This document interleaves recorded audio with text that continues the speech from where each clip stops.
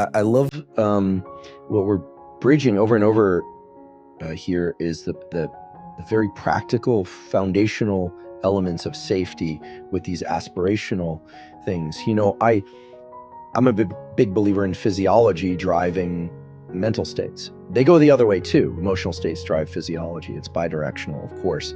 One of the reasons why I've been so emphatic about respiration protocols is my lab published a clinical trial on this in collaboration with David Spiegel in our Department of Psychiatry, which basically could be summarized the following way. If you emphasize exhales, you tend to calm down, meaning you make them longer, more and intentional. Normally, we inhale actively and we passively exhale. Other species do it the other way around, some other species. If you deliberately emphasize your exhales, the duration, the intensity, or just even control the exhale actively, your heart rate slows. When we emphasize inhales, we don't necessarily have to do hyperventilation or tumo breathing or anything like that. We could, but those forms of breathing tend to bring up our activation state, and they emphasize inhales both by virtue of vigor, duration, or just putting more conscious attention to them. And there's a reason for this. It's called respiratory sinus arrhythmia. It's an actual phenomenon that links the heart and the vagus nerve and our diaphragm and our lungs. It's a beautiful mechanism.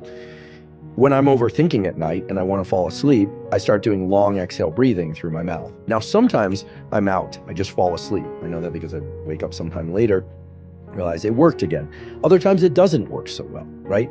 And one of the most common questions I get is how to turn off repetitive thoughts.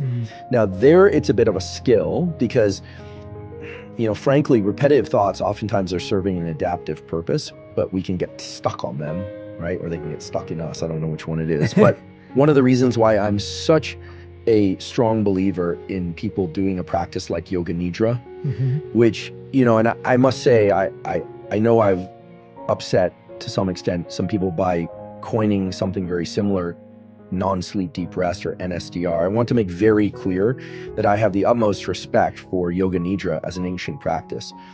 Neither Yoga Nidra, of course, nor NSDR were anything I developed. It's just that NSDR, it's a little bit different in that it removes intentions, and it tends to involve a little bit less of some of the linking of chakras and things like that Yoga Nidra does, with no specific purpose in mind behind designing that way, except to be able to adapt it to the laboratory context. Okay, what do we know about, let's just call it its original name, Yoga Nidra. The goal is to stay awake, to be conscious while deliberately relaxing the body. That's a very useful practice. Feels similar